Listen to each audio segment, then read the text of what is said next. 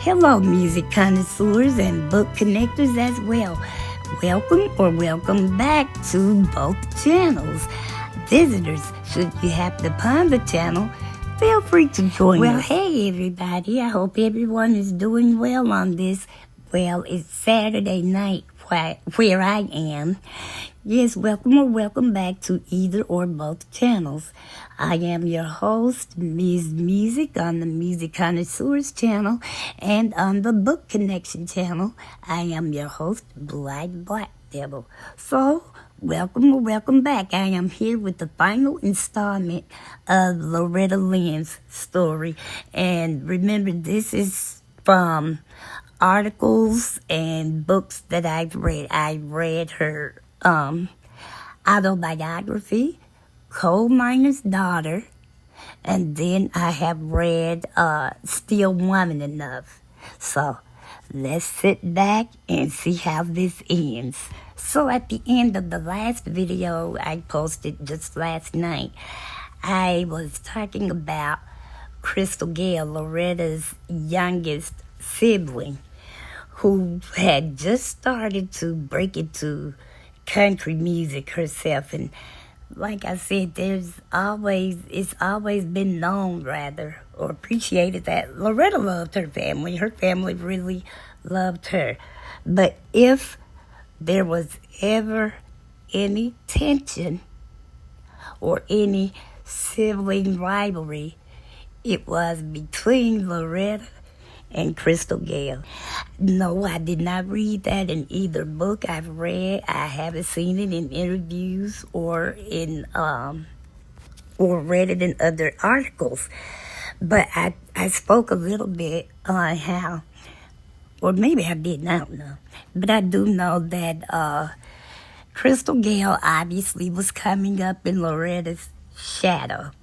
And while no one wants to be that person in the shadow of a family member that has come before them, that's just not a good feeling, I would imagine, to be in.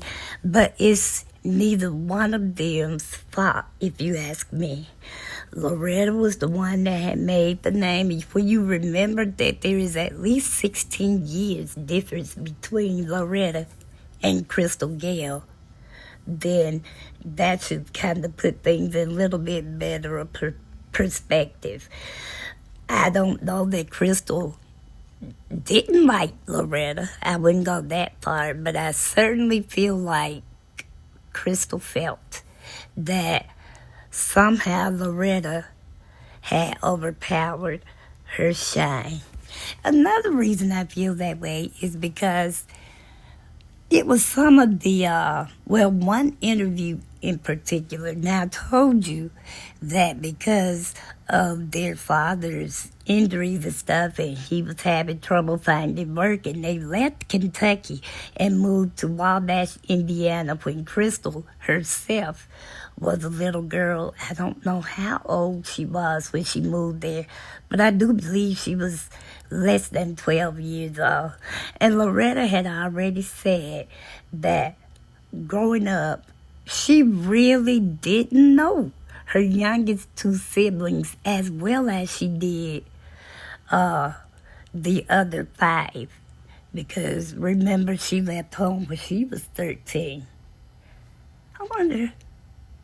Well, yeah, I guess Loretta was gone by the time Crystal was even born, because she wasn't born till 1951, and Loretta was born in 1932. So, but Crystal Gayle was being interviewed somewhere, and so the interviewer says, "So you grew up in Butcher Holler, Kentucky?" And Crystal Gayle was like, "No, I did not. I grew up in Wabash, Indiana. I grew up in the city."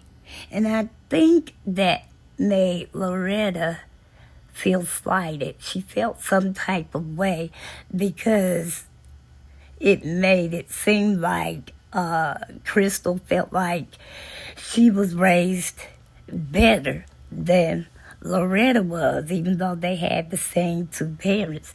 And if that is how she felt, because it didn't say so, but if that is how she felt, she is right in that she did not grow up the way Loretta did.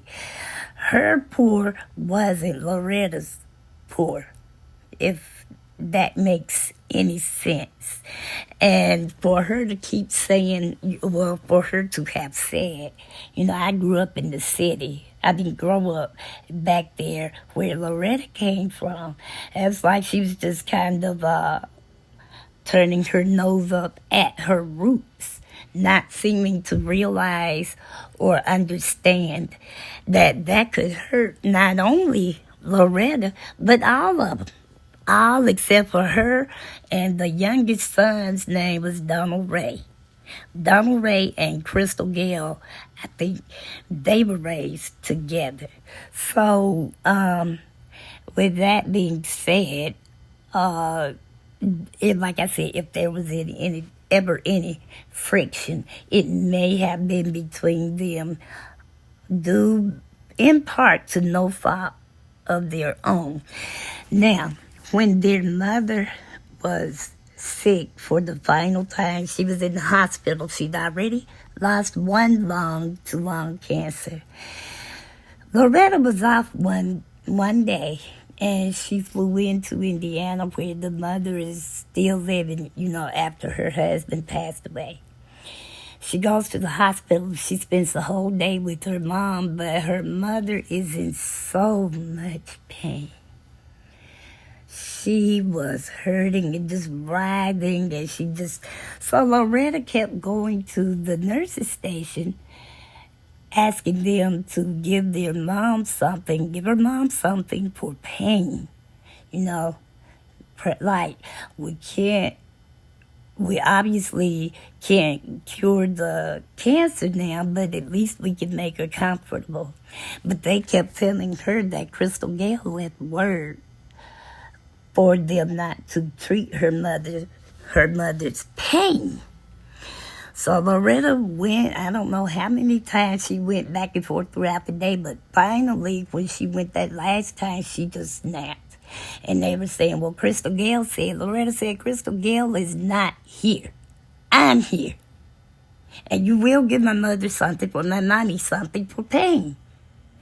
And so, I guess she got it, and then they went on. Now, she lost her mom in 1984. And for some reason, it didn't dawn on me to write down when she lost two brothers. But her brother, Junior, passed away. Her brother, Herman, passed away. And then, loss upon loss, the worst losses imaginable. She lost two children. She lost her oldest child, Betty Sue was her daughter's name. Betty Sue was born in 1948, so Crystal Gale's aunt was only 3 years older than her.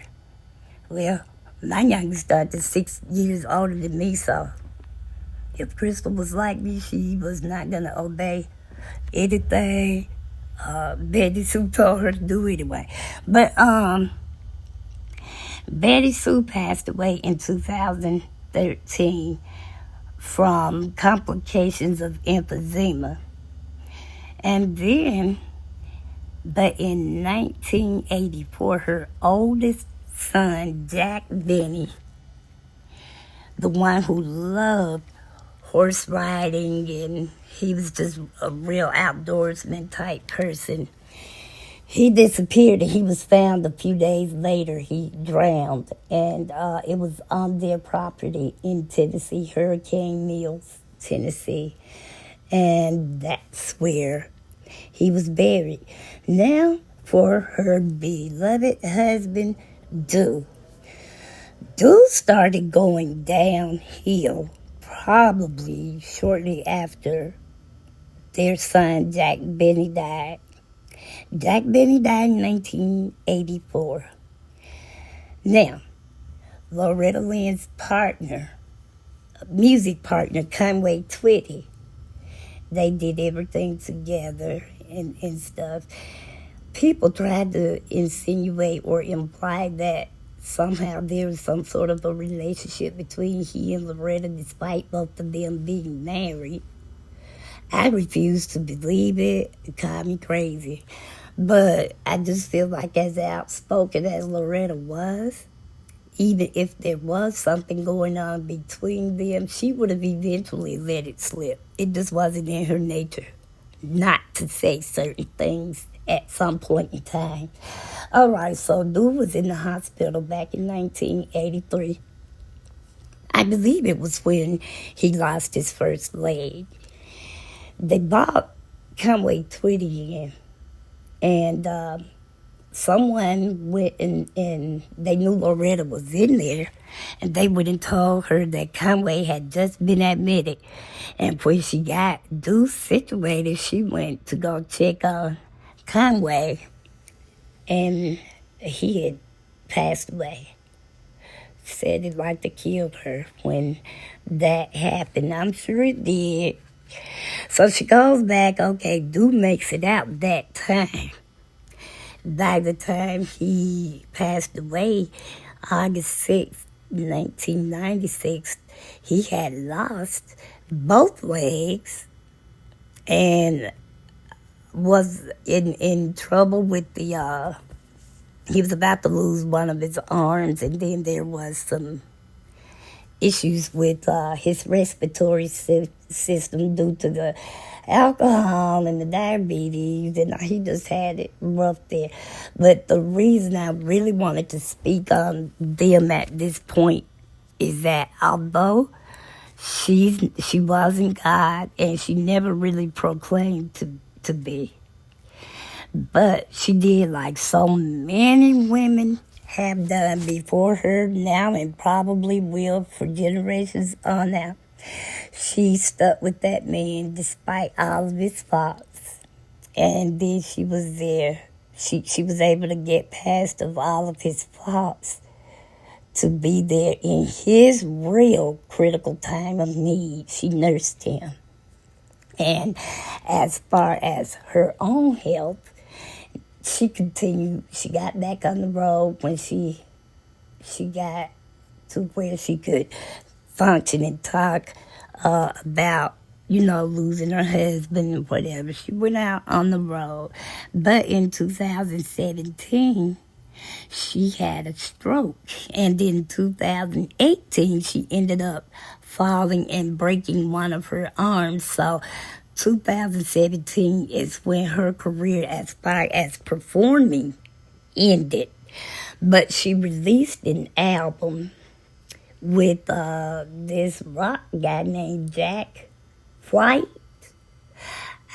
He and some lady, sometimes I think it's his sister, sometimes I think it's his wife. Either way it goes, they were traveling, and they ended up at like Hurricane Mills, Tennessee, and he was like, I wonder what this is all about.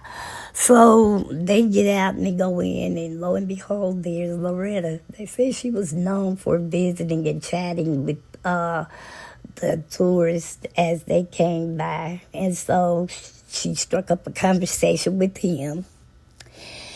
She said she cooked a big meal, and then when he and that lady left, he left with a whole loaf of homemade bread and a stick of butter. He got in touch with the lady and said that was the best meal he ever had. So they end up and they do an album together. This album, I cannot, forgive me, y'all, I can't remember the name or the year that it was released, but it did big, I'm turning into President Trump now, bigly on the charts, even on the country charts, and some of it went over to like rock, I guess. One of those songs that I heard, although Loretta Lynn was 70 at the time this album was released, one song, that lady sounds like she was 15, 13 even, like she was younger than she was when she got married. She sounded so youthful. And so I did watch an interview that Loretta Lynn gave to, she did with Mike Wallace of 60 Minutes. Boy, I used to love to watch Mike Wallace on 60 Minutes. But anyway, he asked her, he asked them both because Jack White was in on the interview as some. So he asked Loretta, what was it about him that drew her to his music or to hear him? And she said he just had an old soul spirit. She says, I know he's right out of Detroit. Good old rock and roll or straight out of Detroit. But he has an old soul. So then he asked Jack, what was it about Loretta that drew him to her? He said he thinks he had heard of her before, but it really wasn't until he went to Hurricane Mills and he actually got to talk to her. He said she had such a youthful spirit. And he said, I don't know, her youthful spirit and my old soul, we just clicked. And nobody expected that album to do what it did, including the country music charts. They would not acknowledge that album for nothing. No Grammy nomination, no CMT nominations, no Country Music Awards, no nothing. If it hadn't been for that interview, I probably, that's not true. I did see where they had some sort of a buzz going on about some album, but in all honesty, I didn't bother to listen to it. But after watching that 60 Minutes interview, I got to go back and find that song and see if I can hear it in its entirety. Because I was like, now, I know they said she's 70 years old when this album was recorded and released. So why she's sounding like, she probably sounds younger than a couple of her oldest grandchildren. She was just good. But so then time goes on. She lives, and like I said, she had the stroke, and then she broke her arm. And unfortunately for us, she did pass away on my sister's birthday. Not the naughty one, but, well, my youngest sister. She died on my youngest sister's birthday, and she is the reason I ever sat down to watch Coal Miner's Daughter. Because that girl loved that movie. But Loretta Lynn actually died October 4th, Let me do that again. She passed away on October 4th, 2022, at the age of 90. She passed away in her sleep, and she is buried, as is the rest of her 2 children and her husband and Loretta. Their resting place is at Hurricane Mills, Tennessee. I think it's still open. It's still like a tourist attraction. I might ought to consider going there just to see what was going on, because it houses the house that they lived in while they were raising their children. But Loretta and Duke had not lived in that house for 30 years before they got the ranch up and running the way they wanted it to. So it's stuff still there and stuff. So this completes Loretta Lynn, her story from 2 different autobiographies, Coal Miner's Daughter, as well as Still Woman Enough. This was a very, it was such a personable way of telling the stories, the good and the bad of it all. And it just kind of made me feel like I could hear her talking as I was reading. So I hope you all enjoyed this. And now I will go on to the second book in the 7 Deadly Sins series. This book is called Envy. It's by Victoria Christopher Murray.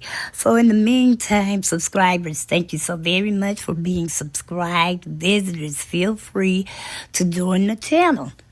And everyone, by all means, please be sure to like, or you can give me a thumbs down, it don't matter, just so I get some action. Share, comment respectfully, and make sure your notification bells are set to all so you'll know every time YouTube decides to unleash one of my videos. And in the meantime, music connoisseurs and book connectors alike, remember this: as long as there are music books and no, I don't like the way that goes. Let's redo this. Okay, remember this: as long as there is music and books around, there is always something to listen and rock out to. And until we listen and rock out again, be safe out there. Enjoy the rest of your weekend, and God bless.